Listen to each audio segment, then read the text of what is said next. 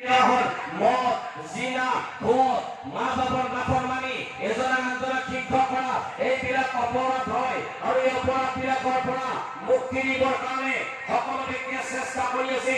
এইটো কাৰোবাৰ এনেকুৱা কোনো হাতিয়াৰ নাই, কাৰোবাৰ কোনো এনেকুৱা অস্ত্ৰ নাই, কাৰোবাৰ কোনো এনেকুৱা কালচাৰ নাই যিটো কালচাৰে নেকি আজি মানৱ জাতিক অপৰাধৰ পৰা মুক্ত ৰাখিব।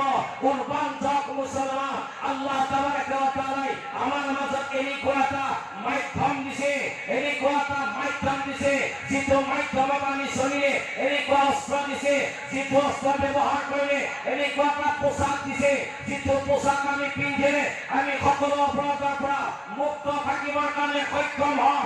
আৰু আল্লাহ কোৰাণত ফৰমায় ইন্নাছ সালাতা তানহা আনিল ফাহশাই ওয়াল মুনকাৰ, নিশ্চয় নামাজে মানুহক সকলো অপৰাধৰ পৰা দূৰত ৰাখিব, মুক্ত ৰাখিব।